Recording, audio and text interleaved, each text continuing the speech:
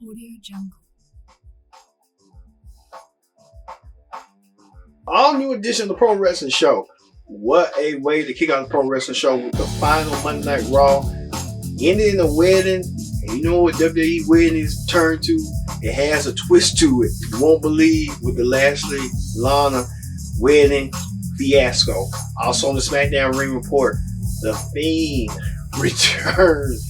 And a bunch of other stars return as well. We'll get to who returning, who's making a comeback, who's making a statement. And AEW regaining, reset the reset button a year before when it debuted. Now the Elite is back. The AEW lived up to Homecoming on their edition. No NXT Ring Report. And on Hot Topics, man oh man, New Japan Pro Wrestling ends its TV deal with a current TV partner over Impact Wrestling. We'll get to that. And Nikki Bella engaged. You won't believe what. This all new Pro Wrestling Show starts right now.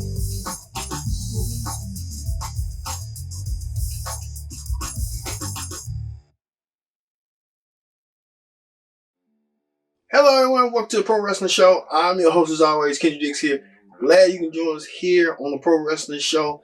Thank you all for joining us this weekend.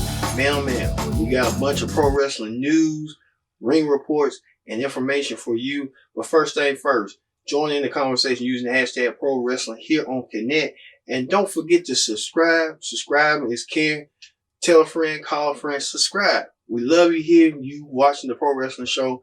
It means the world to us because wrestling matters. And we do content for you, the pro wrestling audience out there, because it's what you demand. The Pro Wrestling Show is the show for you. All right, let's get to the Monday Night Raw Ring Report. All right, Monday Night Raw Ring Report. Man, Monday Night Raw kicked off with a bang when Samoa Joe, Kevin Owens, and AOP and Seth Rollins all engaged into battle after Kevin Owens called out the AOP and Seth Rollins after that constant attack. Kevin Owens was looking for revenge after he kept knowing the same scenario over and over again. All of a sudden, Samoa Joe came up there to help even the odds with KO. You know, hey, Samoa Joe trying to be backup guard at the last week when Samoa Joe refused to move out his seat when Seth Rollins was challenging Rey Mysterio for the United States Championship. Was unsuccessful, but Samoa Joe didn't want to get out of his seat. So the AOP said, get out your seat. Samoa Joe refused, and they just smashed Joe through the table. Joe just fell down to the table. He fell down to the end. So they also said that he was looking for a payback from the AOP. When they get that payback, we'll see. Also, what else happened on Raw? Aleister Black went against Buddy Murphy in a pinfall after hitting Black Mass twice on Buddy Murphy. It was a rematch from the TLC match that everyone thought it was talking about. It was good as it looked. It was outstanding meeting at first. Both men had their trademark hard-hitting styles and put their match to a very specific pairing, difficult for any two wrestlers to attempt to execute. Murphy came close by finding a win, but it was caught by the Black Mass before Black decided to hit the finisher one more time to be sure. So, little for this feud not be over with, rolling to the Royal Rumble with these two men. Also, Eric Rowan went against a jobber via pinfall with his Iron Claw Slam. You know, your typical rolling match with a local jobber, where the jobber gets too close to Roland's pit, and Roland had to stop him, and Roland got the win. So expect Eric Rowan to get pushed because he's several wrestlers that's in that Paul Heyman push with Aleister Black, Buddy Murphy, and him being pushed with Mr. McMahon's favorites to push Mr. McMahon, particularly with Rowan.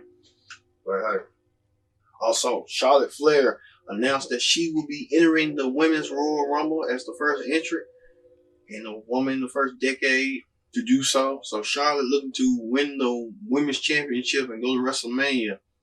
Win the Royal Rumble, go to WrestleMania. The same rules simplified with the Men's Royal Rumble. You throw someone over the top rope, both must hit the floor in order to be eliminated. Thus, The last person standing will receive a championship match at WrestleMania in the main event. So, but Charlotte won a new challenge, and she went against old foe and fellow teammate NATTIE. Well, we saw that, but during the middle of the match, R-Truth came in, had his band of 24/7 challengers coming in. Charlotte kicked Eric Young in the face, but the match still resumed, and Charlotte won with a figure 8, placing NATTIE in submission.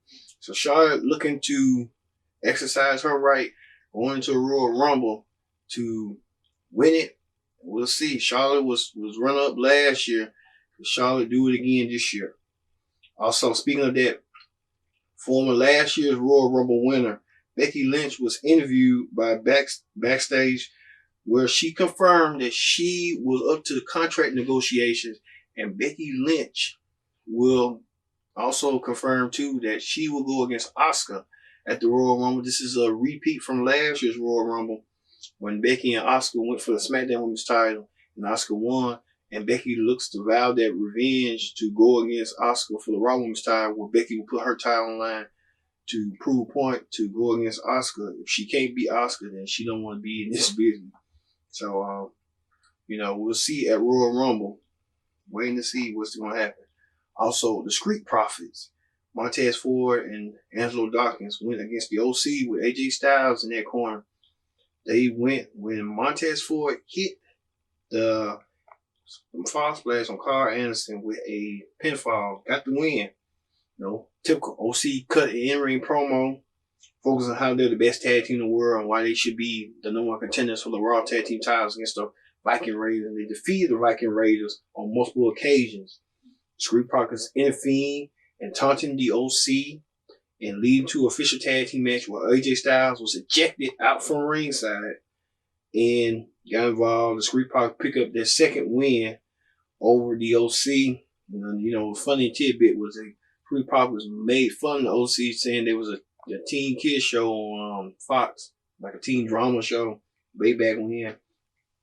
So next week on Raw will be a triple threat tag team match where the Viking Raiders defend the Raw Tag Team titles against the Street Profits and the OC in a triple threat tag team match. They should have saved that for Royal Rumble, but hey, much as I guess, but they wanted to say, hey, we got enough time on Raw, so they want to add more time on Raw, which I understand. All right. Also, Drew McIntyre, seasoned vet, went against former tag team champions Kurt Hawkins and Zack Ryder in a handicap match. Ryder and Hawkins tried to jump McIntyre from behind before the match started, but Hawkins took a Claymore kick from McIntyre, and Ryder took a Fuchsia shot DDT for the finish. So Drew McIntyre looking impressive. I'm surprised if Charlotte was announcing the Royal Rumble, why Drew couldn't announce himself in the Royal Rumble for the men's. We'll probably hope this week Drew will probably say, hey, I want to enter the Royal Rumble. So, Drew trying to build his stock. Also, Randy Orton made his way to the ring. He was gingerly on crutches after news report that Randy Orton was injured during a live event. He cut a promo that he suffered that AJ Styles came out there to taunt Orton and dared Orton to attack him. AJ Styles said he would be patient and face Orton at WrestleMania. Not that again. We had that last year WrestleMania between the two. But it was Orton who then said that Styles who had to be patient. He's not, before hitting the RKO on the Phenomenal One, revealing that the injury had been a work. We all knew that was a work. So here's what it is on that. Also, newly won United States champion Andrade went against Ricochet. Andrade went before Ricochet went against a job, threatened to hit the exposed concrete before Ricochet came out there and made it say Ricochet won a piece of Andrade. Andrade pulled out the win with Zelina Vega, shoving Ricochet to the top rope to set up the finish. So next week on Raw, Andrade must defend his United States Championship against Rey Mysterio in a rematch that Rey Mysterio demanded on his rematch clause. So Andrade setting himself up for his first title defense next week on Raw. Also, and finally, the wedding of Bobby Lashley and Lana. All right, things got to a big start where the chairs was empty. That was an indication. Why didn't they have the superstars of Raw dressed up, sitting down and being it? They just had the chairs empty. That was a telltale sign like something is going down. Then they had a cake. So I'll tell you later what I thought about that indication later. And then next thing you know, Rusev, Lashley, and Lana about to set their vows until some gentleman came out there claiming to be Lana's first husband. Lashley disposed him, threw him down to the ground. Then next thing you know, they're about to set their vows until a woman came up there and she said she was Lashley's first wife. They met in the military. Lana bitch slapped her off the ring. So they wanted to continue on going. And then next thing you know, Rusev came out in the cape, attacked Lashley out of nowhere, left Rusev out behind. And then the creme de la creme had all happened, where Liv Morgan came out there. Liv Morgan said that she was in love with, many people thought it was Lashley, and Lashley said, I never touched this woman, I never done nothing to this woman. Liv Morgan said, no, not you, Bobby, Lana. And everybody exploded. It was like a lesbian angle. The people exploded, and then next thing you know, Liv and Lana fighting each other. Then Rusev came out there and did what I just told you he just did. It was just a big mess. They put Lana's face through a cake. And I was like, wow. Lana didn't deserve that, but Lana had it coming for a while. So this is going to be very interesting to see Lana, Lashley, Rusev, and Liv. This whole story gets even more interesting and more deep as it goes. And we'll see how this all play out next week on Raw, on the first Raw of 2020. Wow, that's deep. That's super deep. All right, that is the Raw Ring Report. Let's move over to the SmackDown Ring Report. All right, the SmackDown Ring Report. Man, oh man, what a show SmackDown was. SmackDown kicked off with Sasha Banks and Bayley. Sasha Banks and Bayley went against Lacey Evans and Dana Brooke and Alexa Bliss and Nick Cross. This whole thing got started where Sasha Banks and Bayley ripped the whole WWE universe about 2019, about the New Year's resolutions and stuff. Like they're not going to keep up with the New Year's resolutions. So, and then they didn't put it like this, like whoever wins this match could be in line for future tag team title match contention. It was kind of like they were trying to go there, but they didn't want to say it. But I would have went there with that. But here's what it is. Match was back and forth from these 6 gorgeous ladies, 6 beautiful ladies. I mean to say beautiful, right? Next thing you know, Dana Brooke hits a senton bomb onto Sasha Banks and got the win via pinfall. So Dana Brooke and Lacey Evans could be in line for women's tag team title shot down the road against the Kabuki Warriors. Once Asuka get done with her business with what's her name? Becky Lynch, then she couldn't focus on the task at hand. She's still not women's champion, Raw women's champion. Also, Elias performed for the Memphis crowd. They was in Memphis, Tennessee, and a song trolling Sami Zayn, Dolph Ziggler, Baron Corbin, even Shane McMahon, saying that the former SmackDown GM ever returned, he'll send his ass back to Raw. So I don't know what that gonna lead to with Shane McMahon and Elias, since they had that newly found alliance back in a couple months ago after what Kevin Owens did. So here's what it is. Also, Shorty G went against Dash Wilder with the ankle with one-on-one. Well, this came from when the Revival was making fun of Shorty G over his short jokes. I'm thinking myself the Revival about with guys like 5'9", 5'10". That's average, but Shorty G is about 5'8". I'm like, y'all kind of average the same size, so you should relate to Shorty G in one way. Well, Shorty G defeat Dash Wild with the the submission, the ankle lock. Post match, the returning Sheamus, the former WWE champion Sheamus return. We thought Sheamus was gonna help out Shorty G, but little, come on now. Sheamus is dead. Sheamus been talking about his promos that short guys are taking over SmackDown. He wants to bring it back. Sheamus looked ripped. He looked jacked. Sheamus went, still doing the Revival beatdown. Sheamus came out and laid out Shorty G with a bro kick.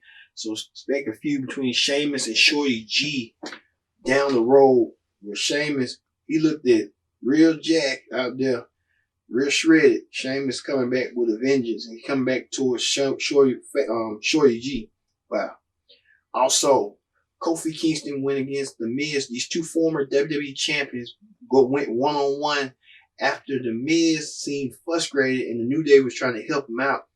And the New Day had like a pancake where it said 2020 with syrup on top of it. Miz flipped the pancake, which that made the New Day mad. New Day said, you know what? Kofi Kingston said, you know what? Let's go out to the ring and let's go out from there. Miz still frustrated after the Fiend came over his house and, caused rampage and damage and stuff. Well, what happened was the Miz lost his cool during the match. He lost his focus until Kofi Kingston defeated The Miz at the pinfall after a roll-up, 1, 2, 3. Post-match, The Miz attacked Kofi Kingston before he was run off by Big E. Miz trying to figure out what's going on. Miz thought he was a good guy. And it looked like The Miz is slowly turning back to what he used to be. And that's what The Fiend did to The Miz, turning people back to once they once were, that place they once were back in the day. And Kathy Kelly went to The Miz's locker room, and she got stopped by the returning John Morrison. So I'm expecting Miz and Morrison to go one-on-one against New Day for the SmackDown Tag Team titles. Miz and Morrison, impressive team back in the day, at least 10 years ago. They was on top of the world as tag team champions. Now reuniting to go against the New Day. So look to that match down the road with Miz and Morrison versus New Day for the SmackDown Tag Team titles. Also, Otis went against Drew Gulak. And Otis, Mandy Rose was trying to make up to Otis to have a conversation. But Otis snubbed her, saying, she was all into what Dolph Ziggler did to her. Dolph Ziggler did his mom's fruitcake. Mom made. And you tell Mandy Rose, some of you were watching at ringside, at backstage area. But even Drew Gulak, he tried to do a PowerPoint presentation on why would Mandy Rose not choose Otis and choose him or Dolph Ziggler over him. I'm like, Drew, ain't you married? But that don't mean nothing now these days. You can be married and still cheat. But Otis got the win via the pinfall, the Vader bomb. So Otis continued the storyline with that. Also, Braun Strowman went against former United States champion, tag team champion Cesaro. Back and forth, Cesaro showing his power moves, his power quickness, gaining up on the big guy. Braun Strowman hit momentum. He got distracted by Sami Zayn, but he countered it and hit the power slam on Cesaro. He got some 1, 2, 3. But Shinsuke Nakamura came from behind Neil Strowman with Kinshasa. So look for these two defeat. Braun Strowman had his cobwebs knocked out, but he regained himself. And look for Braun Strowman to get his measure of revenge on Nakamura down the road. And finally, the tag team match where Roman Reigns teamed up with Daniel Bryan against King Corbin and Dolph Ziggler. The match was, that back and forth. But the match turned chaotic when the Fiend showed up, and the Fiend took out Daniel Bryan outside ringside and ran him through the barricade, leaving Daniel Bryan out. Roman Reigns was outnumbered, but King Corbin and Dolph Ziggler was going to do the exact same thing, put dog food on Roman Reigns once again, but this time, family to the rescue. The Usos returned and made the save for their cousin Roman Reigns to even up the odds and fade out Dolph Ziggler and King Corbin out. So the Usos are back.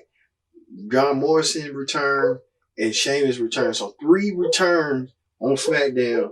So hey, that's something right there to see for yourself. All right.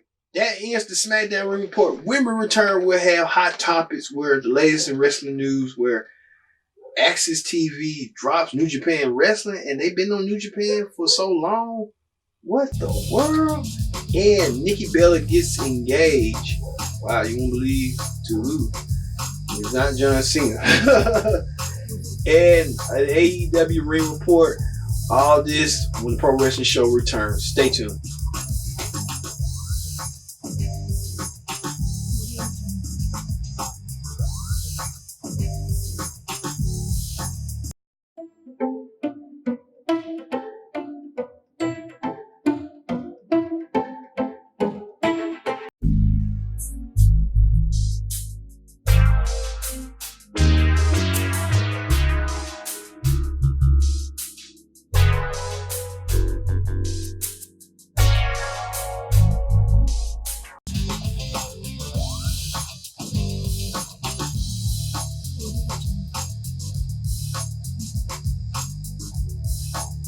To the Pro Wrestling Show. I'm your host as always, Kenny Dix here. Glad you can join us here on the Pro Wrestling Show. Don't forget to subscribe. Tell a friend, call a friend, subscribe. Subscribe is caring, and we here at the Pro Wrestling Show. Love it when you subscribe. Thank you all once again. Keep watching. Thank you for watching us here on the Pro Wrestling Show, because wrestling matters. You matter as well. It's your content. All right. Join in the conversation using the hashtag Pro Wrestling here on Connect. Let's get to hot topics. On hot topics this week, man oh man. All right, we got a lot to talk about this week. Now let's get to the part this. Now everyone talking about the Lars Sullivan porn thing. Lars Sullivan did we're not going to show it here. You can find it somewhere in your own internet universe. We don't show it here. We have integrity and credibility here. The Pro Wrestling Show. We want you to stoop that low to show something like that. But there are rumors circulating that Lars Sullivan did a gay porn thing, and it is blowing the internet crazy. Now they're saying Lars Sullivan did a gay for pay thing, which, woo, that's just too testy. If there is videos and stuff like that, hey, to each his own, but it's coming out, the reports when Lars Sullivan made reports about being homophobic, allegedly homophobic, racist, and xenophobic about certain things. Well, Lars Sullivan, if you're doing all that, then you got to be a hypocrite. So that's kind of what you call it, dicey right now, because I don't know how WWE's going to react to this stuff and stuff like that. And how Lars Sullivan react. I think people might have to get that out of their heads and forget about that if he does come back. Woo! I'm telling you right now. That's just woo. All right. All right. Speaking of that, Impact Wrestling is revealed they have a new world title design. You see right here, the champion Sami Callihan, the current champion, showed the belt of Impact what the current logo is and made it red. You know what? Impact be going with these different variations. Better yet, just make it gold or plain. So when you do different variations every year, you won't be going around saying, okay, we got to make it blue, we got to make it red. Let's make it gold, one silver plate, and then leave it like that. So nice design, but it's just going over too board with it. I'm telling you. Speaking of that, they are saying, like, Impact, they're saying, like, a former employee, a current management employee of Impact, highly executive management Impact, I mean, like trying to, they saying that it's sexual assault case. So I don't know. Wow. And then many people are speculating that it might be Don Callis allegedly. But we haven't heard no reports of Impact's doing an internal investigation. But if it's Don Callis, wow. And as they saying, this happened when a recent employee left. So I hope there ain't no sexual misconduct going on in Impact. Now, if Don Callis allegedly does this, doesn't mean he got to go. And who does Impact find? I'm hearing that Matt Stryker is a producer. Bring him back to fill in Don Callis' spot. Reunite him with Josh Matthews, the whole back in the day, to get the band back together. I'm telling you. Telling you right now. Also, Drew Gulak, I know reports. We talked about on the SmackDown report. They're saying that his contract might be coming up WWE. Now, he filed a trademark called Cash Point. That's his group name from Evolve with Matt Riddle and other people. Now, Drew Gulak, is he preparing to make a leave or go? I don't know. We'll have to see and find out. Also, BJ Whipper of Ring of Honor, who's now working for AEW, and Kelly Klein, the former Ring of Honor Women's Champion, who was the last Ring of Honor Women's Champion. They can't even keep that belt in Taz's line. You would think that they would have had like Maria Manic versus Angelina Love for the belt, but I don't know what they're doing on Ring of Honor, but hey, each his own. They're saying BJ Whipper and Kelly Klein are getting a divorce. After BJ Whipper went on social media and addressed the situation, we didn't even know they would have marital problems. But BJ Whipper said that Kelly Klein stepped out on him and